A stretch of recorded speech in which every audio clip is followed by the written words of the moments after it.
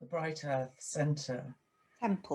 Temple, thank you. I've got an afternoon brain on. And she's also a psychotherapist working with internal family systems, a writer, a dog owner, and a lover of vegan cake. She's somebody that I met when we were doing the live Extinction Rebellion Interfaith Rebellion. We believe it was in November 2019.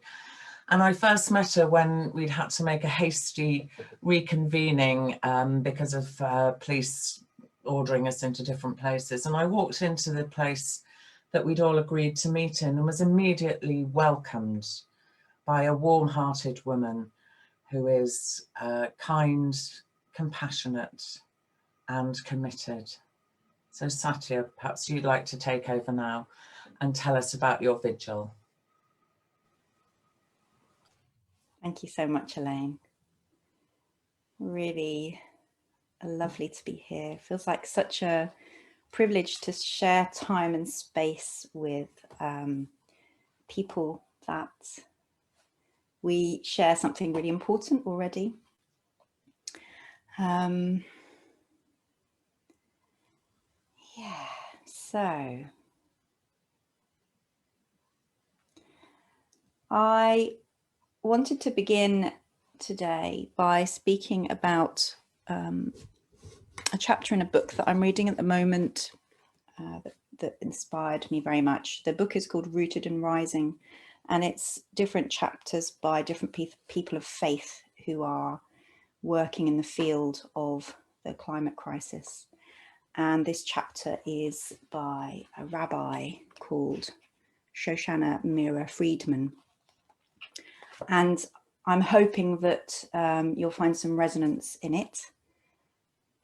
There's already been some themes for me that have come up this morning in our small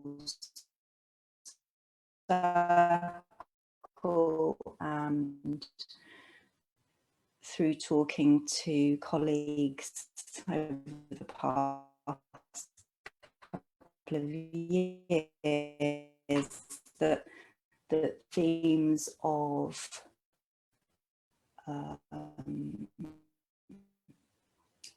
simultaneously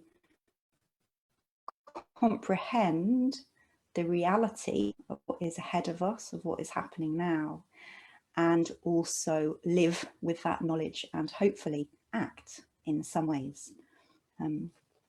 And something that probably the main thing that sustains me apart from my faith is having colleagues who travel with me and who get it.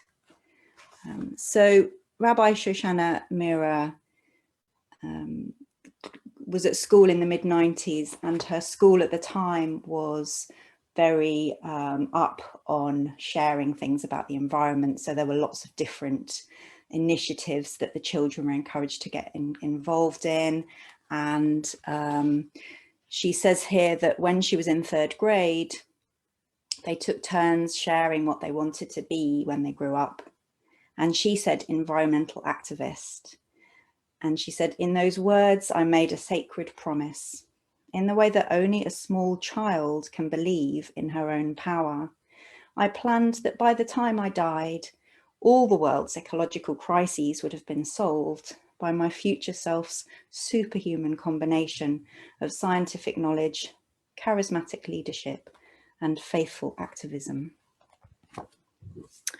And as she continued to grow up and meet the reality of the world and other people, as we do, she struggled more and more with her despair.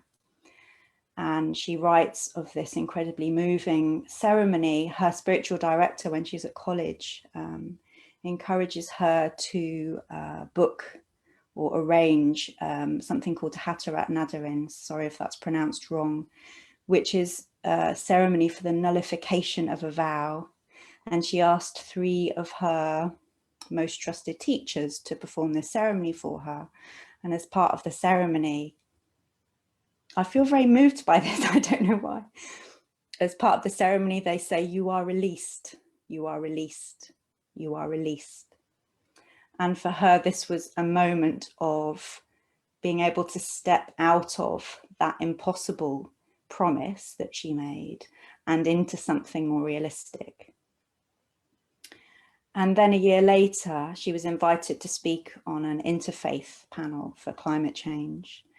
And I'll read you the little bit that she says.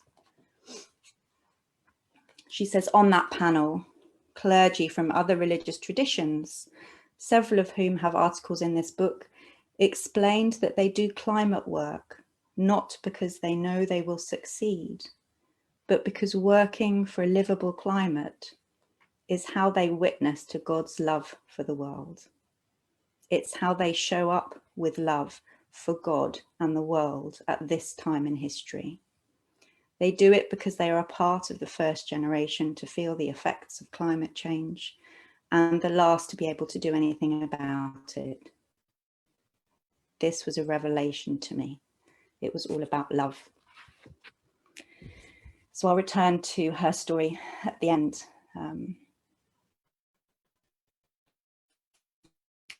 But it feels really nice to have her here with me somehow. So it was in October last year, sometime September, October, that an idea was inserted into me by the ether. I suspect it might have been the Buddha, could have been God, who knows. And it was one of those ideas that sort of niggled at me like a mosquito.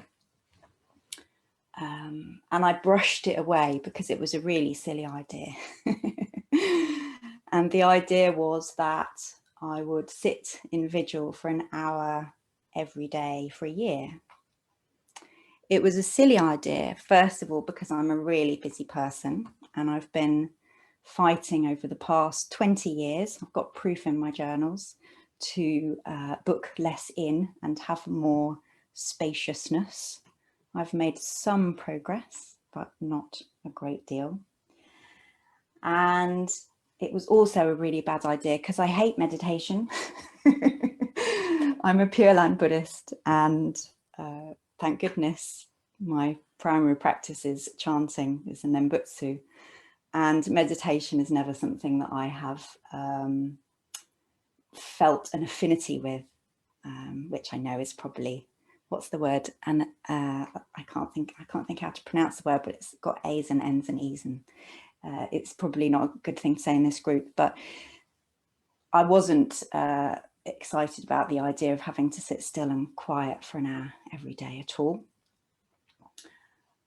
It was also a bad idea because I'm not a very hardy outdoor type. And it also wasn't a good idea because I'm quite lazy. But it just sort of kept nagging at me. And I mentioned it to a couple of people and they said, what a terrible idea. Well, not quite in so many words, but I can remember my friend Caroline just, I don't know, saying, I don't know, are you sure? And one friend said it was a beautiful idea. And that was something that I kind of held on to because I felt like maybe I don't know, maybe I wasn't crazy. There was something about that was important. And as often happens for me when I feel called to something, it's less of a choice and it's more of a surrender into the inevitability of what's being asked. And I love one of my favorite spiritual, well, probably my favorite spiritual writer is a Quaker writer called Thomas Kelly. And he talks a lot about how we're not asked to do more than we can, that the divine has something in mind for us which isn't more than we can handle. And my experience is that that's true, and I can trust that. You know, you kind of maybe get stretched a little bit, but there's nothing that's asked that's overwhelming. So I felt like this was one of those things, and that it would be okay. And so I can remember leaving the house for the first time on the 1st of November last year with my little rucksack, and my heart was absolutely banging. And I felt quite ridiculous, because I was literally going to sit on my own in town. I wasn't going to, it wasn't like I did the Rebellion of One recently. That was scary. But this was, it had a similar feel. It had a similar kind of, there was, some of you might recognize this. There was something about stepping outside the norms of society, of what's expected of us, that we do certain things, we look a certain way, we, you know, we don't sit on the pavement for an hour every day. And I can remember walking through the gate and my heart banging and thinking, oh God, I hope I'm not going to be this nervous every morning, because I've got a really long time of this. And sitting down on, I chose my spot. I'd done a recce, chose my spot, which is at the top of our town. And we have a road that goes down with a view kind of behind. And I'd made some decisions about how I was going to do it. So I decided that I was going to keep my eyes shut. I thought about that quite a lot, but I thought that if I had my eyes open, people would want to engage me in conversation, and I wanted to be sitting vigil. I wasn't sitting having a chat with people. I was vigiling. So I decided to keep my eyes shut, and I had a couple of signs, a small one in front of me that said, I'm holding silence. And then I had of course, the classic XR Buddhist love and grief for the earth around my neck. And then I also had a notice up behind me, which explains a little bit more about what I was doing. And so people could read that and go onto my website if they wanted. And so I sat and shut my eyes and stayed still for an hour. And that was the beginning. And practically it's been quite interesting over the 7 months that I've been doing it now. I've kind of, my kit sort of changed a bit. So I've got, I use a bench now. I actually sat on a yoga block in meditation posture in lotus position for about, I think it was nearly 3 months in the end, because I really like the idea of looking like the Buddha. And I really like the idea of holding that kind of position and helping my body to really feel comfortable in that position. And I was convinced that if I held it for long enough, I would become comfortable. And it took me 3 months to realize that if I'd sat for an hour every day for 3 months and my body was still really uncomfortable, that maybe that wasn't going to happen. So I can remember trying Casper's meditation stool, and it was so comfortable. And I've been using that for the past 4 or 5 months, and my body, I haven't noticed my body at all, having spent the first 3 months, you know, trying to slightly adjust a hip so it's not aching so much, and my back hurting, my shoulders tensing up. So that's probably the biggest lesson, is don't be so big-headed, and try and learn as you go along rather than persevering. I can remember talking to my friend about it, and he said that when he first used a meditation stool, he thought that he was doing it wrong because it was so comfortable. So he sat extra straight, kind of like rigidly straight, and then that did really hurt. So he went back to sitting on it ordinarily, and he was fine again. I'm just noticing that I'm descending into stories about how it's been, and just wondering where I am.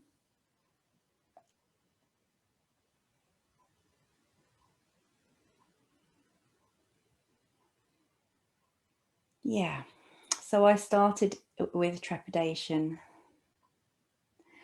and I started with curiosity to see how it would be to, there was a sort of a coming out to it, I think, because it's my local town. It's just 5 minutes walk from the temple. and I was interested in how I'd be received by people. And that's been one of the very interesting things, is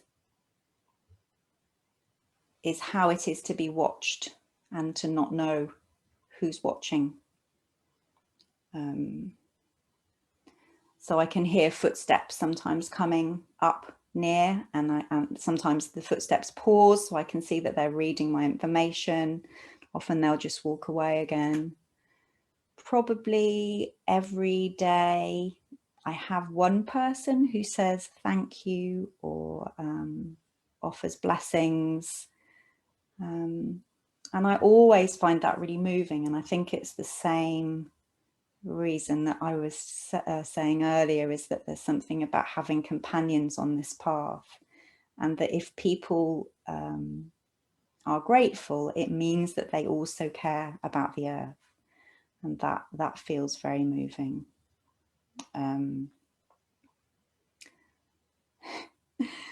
One of the first things that happened when I was sitting in the early days is that a car paused, because where I sit, there's a road, and then there's the road going down, so I'm right on the edge of the road in some ways.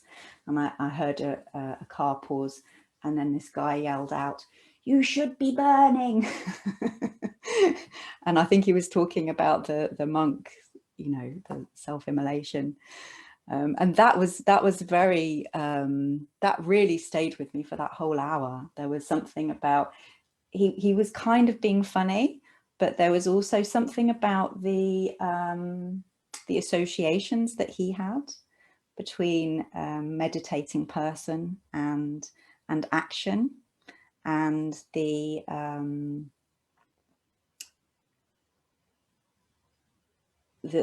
urgency, that there's something about the situation we're in that calls for that kind of response. So I felt kind of inadequate that day, actually, that there was something very something so powerful about sacrifice, kind of sacrifice in that way.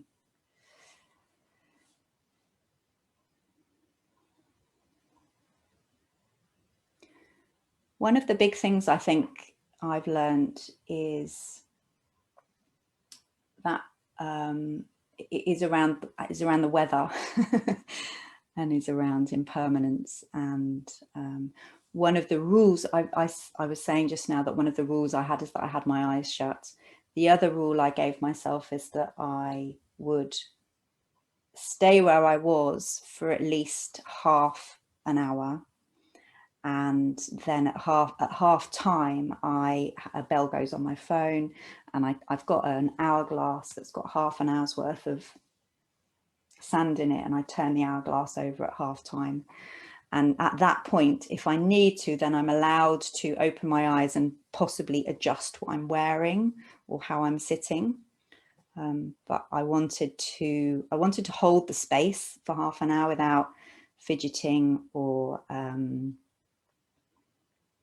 putting hats on and off, or coats on and off.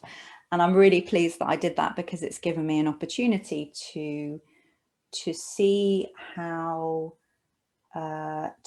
things come and go. There's been a variety of weather, as you can imagine, living in the UK.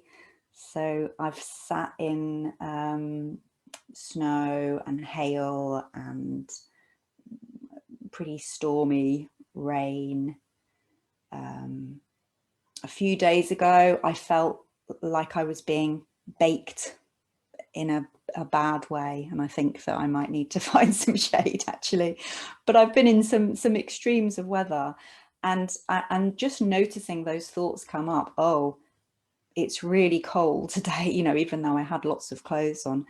I reach a point where a few times I've reached that point, sort of pre-shivering, and panic comes up. Like, what happens if I start shivering? What happens if I get drenched and I'm only 10 minutes in and I've still got 50 minutes to go? Just noticing that those thoughts can be very affecting. and not having a choice, but obviously I have a choice anytime. I'm only 5 minutes from home. So this is all coming from a hugely privileged place, but not having a choice about whether I do get up and put my raincoat on or not, but just sitting with the rain on me, and noticing that something that feels unbearable, if I wait for a few minutes, usually either it's not so cold anymore, or it's the same cold, but I'm actually fine with it. So that's been really useful, is just being with the weather, being with the earth, and seeing how buffeted around I am, both in my thoughts and in my physical experience, and being able to take a little more refuge in just, okay, so now it's cold, now I feel really tired, now I feel ill, whatever it is, just to be in that.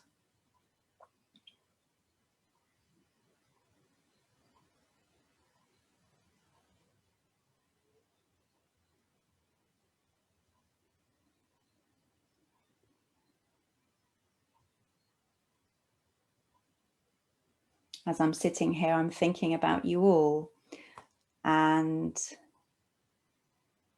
I'm thinking about how it's really been a privilege to do something on behalf of you all. Not that you asked me, do something on behalf of humans or Malvern people or Buddhists or whatever, that this is the thing that I have been asked to do, and I do it for everybody and the Buddha, and that it's a small thing, but it all joins up. I was reading yesterday about a Pure Land teacher, I can't remember his name, but who his form of practice was that the way that he set his school up was that if you wanted to join, you went on a register, so he'd write down your name and then how many Nembutsu you committed to saying every day, and different people could do a different amount of Nembutsu. Nembutsu is a way of connecting to Amitabha Buddha. So, and then if you're on the register, say, I don't know, Satya, Robyn, 10 Nembutsu, you know that you're doing 10 for everybody, and that all those other people on the register are also doing Nembutsu for you. He talks about the interdependence of everything, everyone, that kind of idea that we're all made of the same stuff. We're all little waves, aren't we? Kind of just poking out of the little bits of little knobbles of matter, kind of poking out of the earth for a little while. And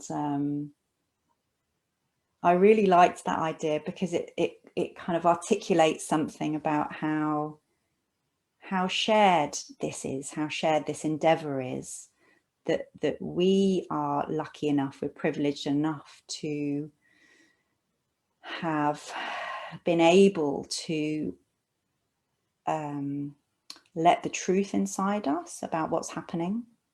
Not everybody is in this position.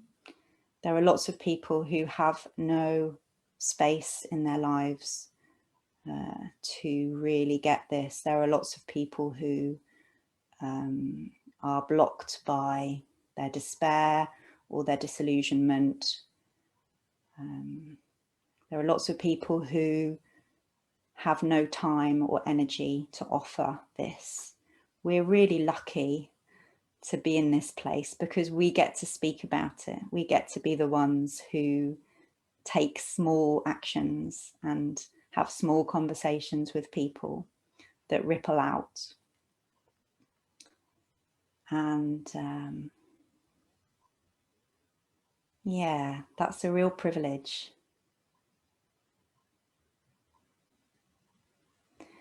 So I'm just going to see how long I'm meant to be talking for.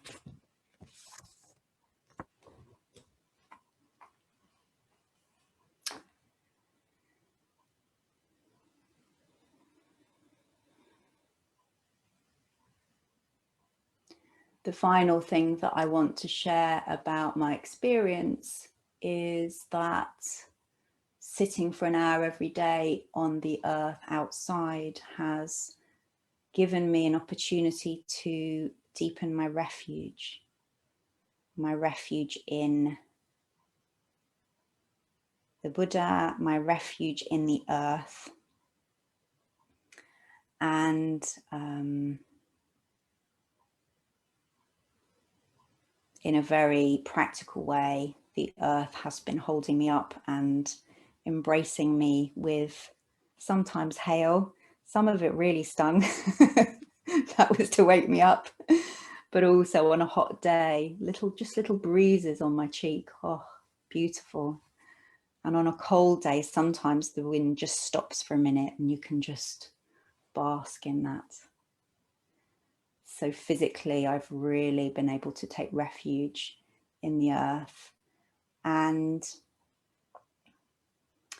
I've been thinking about touching the earth because that's what we're meant to be talking about, isn't it? And thank you for the people that sent me resources. I came across the Lalita Vistara Sutta, which I probably haven't pronounced very well, which is early Mahayana Sutra. And it's brilliant. I'd really recommend it to anyone who wants to have a look. It's very florid, very amazing language and imagery, and talks about the Buddha, but the chapter that I've got here is the one where he touches the earth.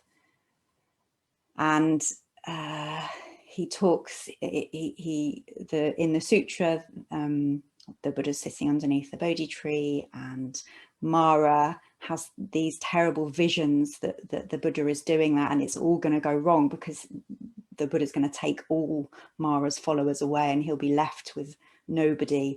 And there's this long list of things that happen. His face goes white, his earrings drop out. It's all all horrible. And so he comes with his army, with his retinue, to challenge the Buddha. Like, who are you? And Mara says, I made a wholesome act of giving. It was an unstinting act, and you are my witness, but you have no witness to your acts. So there's no point in speaking of them, and instead you will be conquered. So he's basically laying down the challenge to the Buddha. Who are you to say that you've done these amazing things over all these lifetimes and that you deserve to take this seat of enlightenment? And then the Bodhisattva replies, evil one, the earth here is my witness. And I think this is a beautiful paragraph, so I'll read it to you. He then embraced Mara, the evil one, and his demonic retinue with thoughts of love and compassion. Like a lion, he was without fear, fright, anxiety, timidity, disturbance, and perturbation. He had no goosebumps, which indicate fear. He now let his right hand slide over his entire body and then gracefully tapped on the earth, the hand that had the contours of a conch, a victory banner, a fish, a vase, a swastika, an iron hook, and a wheel. The hand's fingers were connected by a web. Its nails were exquisite and copper-coloured. Soft and supple, it looked perfectly youthful. All this was the result of limitless eons of gathering the accumulations of basic goodness. He then spoke this verse. This earth supports all beings. She is impartial and unbiased towards all, whether moving or still. She is my witness that I speak no lies. So may she bear my witness. And then the earth trembles and shakes in 6 ways, and she rises up and bears witness to him. I thought that was just such a beautiful moment. and that really the vigil is relying on that same spirit of the earth. It's knowing that I'm being watched by her. Yesterday I was in a horrible mood. I had a really bad day. I was really grumpy. I did not want to go to my vigil. I had other things to do. And I dragged myself there. And as soon as I sat down in my spot, a huge council van drove right in front of me. So nobody knew I was there. I could have been anywhere. And I sat there feeling grumpy and also remembering that I was there for the earth. The earth knew I was there. And that's what was important. And for the acts that we take, that's what's important, is the earth knows, the Buddha knows, the Buddha is watching, the Buddha is smiling. So I'll just read a little bit from the story of Shoshana Mira Friedman.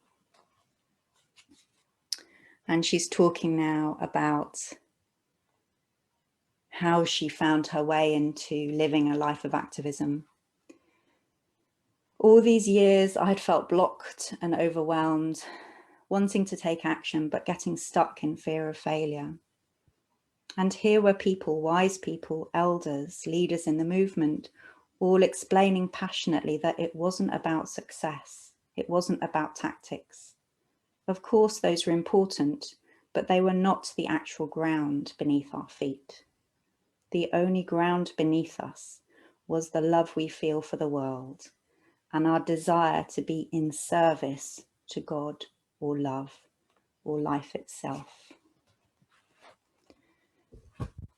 So my encouragement to you all is that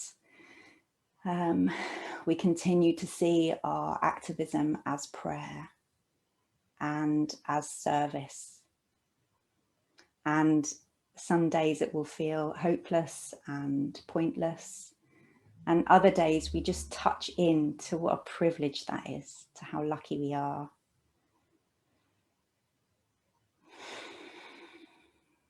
So I think I'm going to stop there. Thank you so much for your ears. And Elaine will be leading us in a meditation, and then I'll give you some instructions for spending a little bit of time of your own outside somewhere or near outside. So I will hand over to Elaine. Thank you, Satya. Yeah, so in about 10 minutes or so, Satya's going to invite you to spend some time outside doing your own private meditation.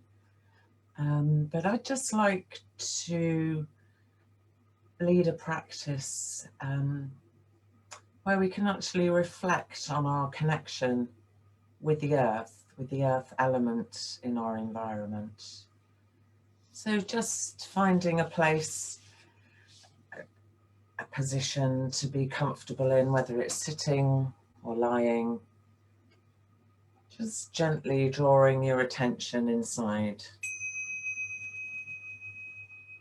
How am I right now, in this moment?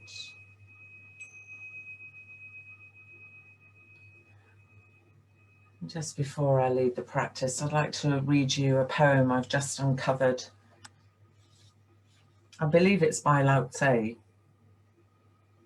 Always we hope someone else has the answer. Some other place will be better, some other time it will all turn out. This is it. No one else has the answer.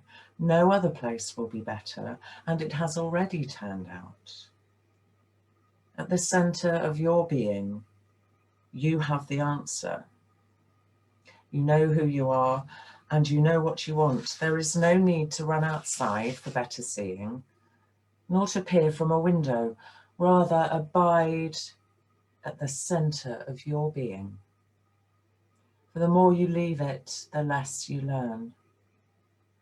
Search your heart and see the way to do is to be.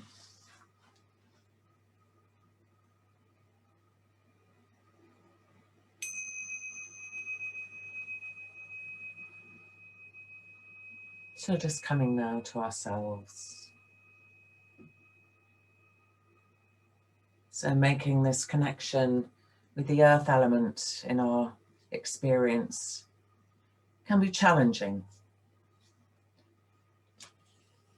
So we begin by deliberately cultivating a sense of kindness for ourselves, and knowing that at any point in the invitations I offer you, if the practice becomes too challenging, then just simply return to the breath, the simple act of breathing, just resting in the soothing breath.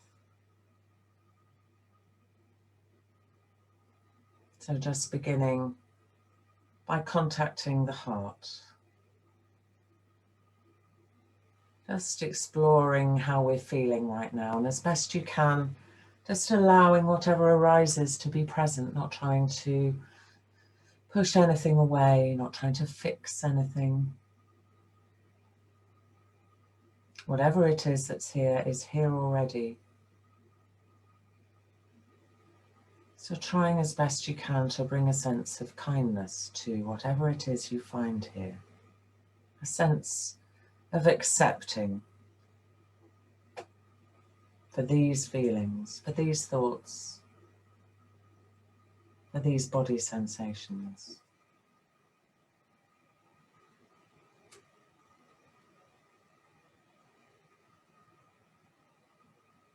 We're beginning deliberately to call to mind the earth element within ourselves.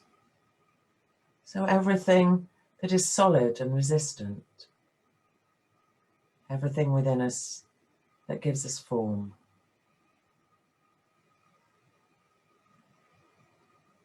And noticing those aspects of the body that we can directly experience, the physical presence of the body, the weight of the body, and the feeling of sitting on whatever it is that is supporting us. The hands resting on the lap, the knees on the floor. Simply noticing these experiences of solidness.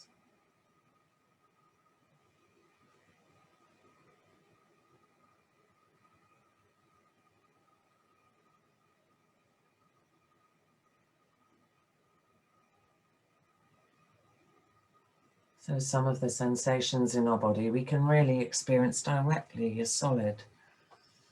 But some of the rest of the body we need to bring our imaginative processes so that we can begin to explore the flesh, sinews, bones, kidneys, heart, liver, and every other part of the solid matter in our body, right down to the contents of our intestines.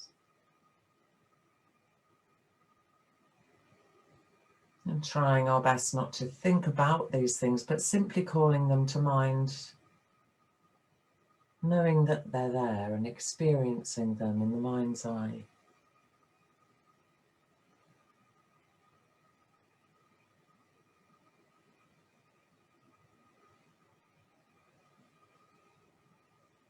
So these sensations of the solid within ourselves are the earth element within.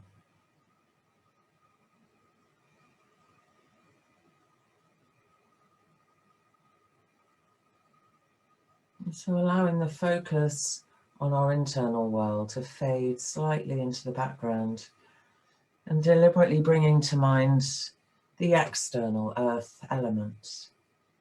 Everything that is solid and resistant outside of ourselves.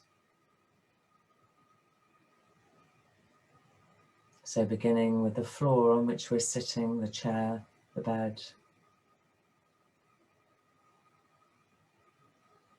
the contact of the body with this solid object providing us with support.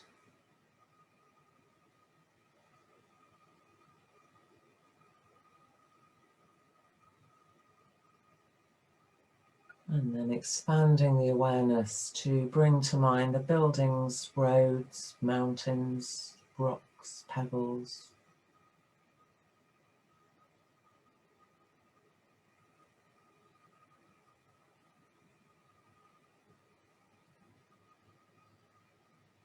the bodies of other beings,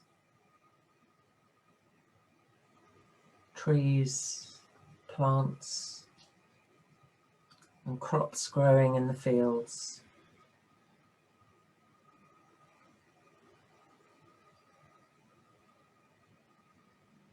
Noticing that it's very easy for the mind to get drawn away onto a train of thoughts, and of course this is because it's in the nature of the mind to wander, to get involved in stories. So when in a moment of mindfulness you notice this has happened, then just coming back again, and as best you can, being with the images, the sounds, the tactile sensations that come to mind, as best you can, being with your direct experience of the earth element that is without us, out with us.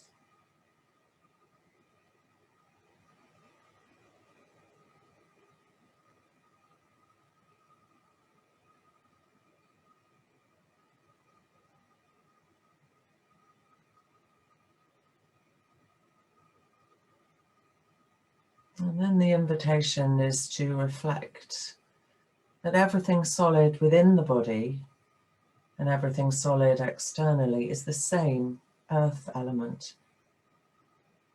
There is really no me earth element or other earth element. It's all the same stuff.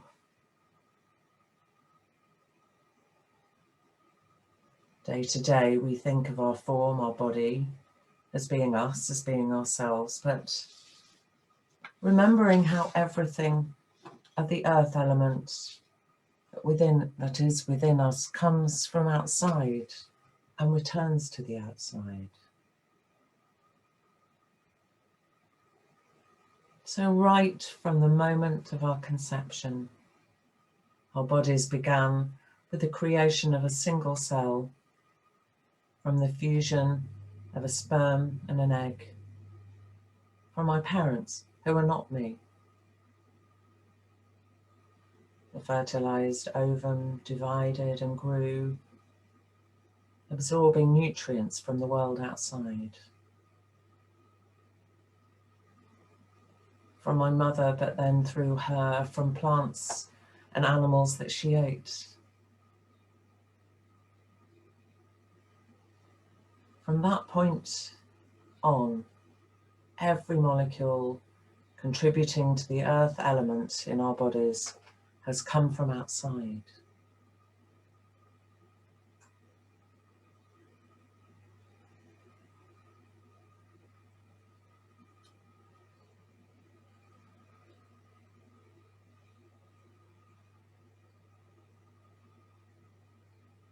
So seeing if it's possible to imagine the flow of the earth element from fields and soil into our bodies. There's not a single molecule of solid matter within this body that is self-originated. It's all borrowed.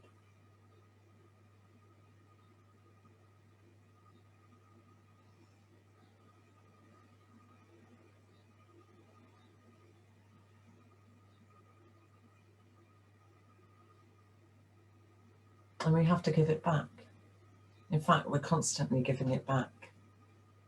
The earth element within us is constantly returning to the outside world. We shed hair and skin cells, waste matter in the form of expired carbon dioxide,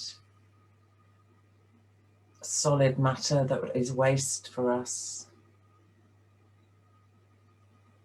Even our bones, which we may think of as the most solid and enduring parts of our body, are in a never-ending process of being dissolved and rebuilt.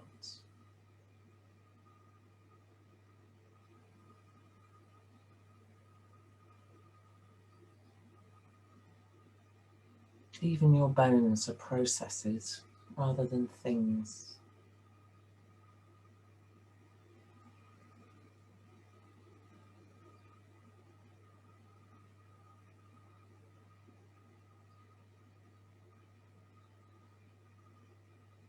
So the earth element within each of us is borrowed, and it's always returning to the outside world, flowing through us like a river.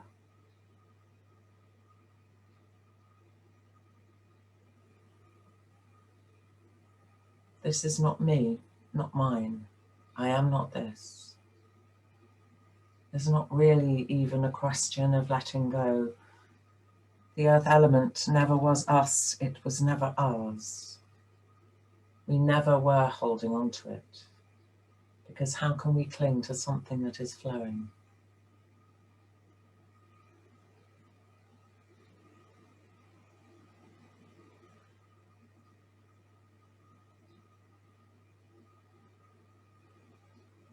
And then just allowing these images of the body to fade into the background as deliberately we just focus now simply on the breath.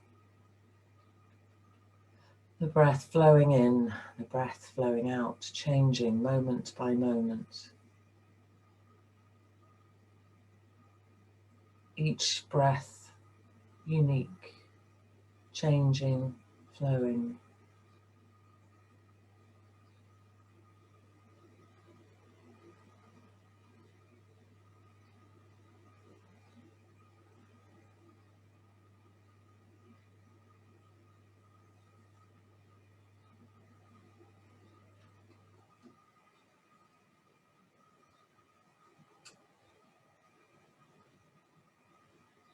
And just to close the practice, another brief poem. Forget about enlightenment. Sit down wherever you are and listen to the wind singing in your veins. Feel the love, the longing, and the fear in your bones. Open your heart to who you are right now, not who you would like to be, not the saint you are striving to become, but the being right here, before you, inside you, around you. All of you is holy. You are already more and less than whatever you can know. Breathe out, touch in, let go.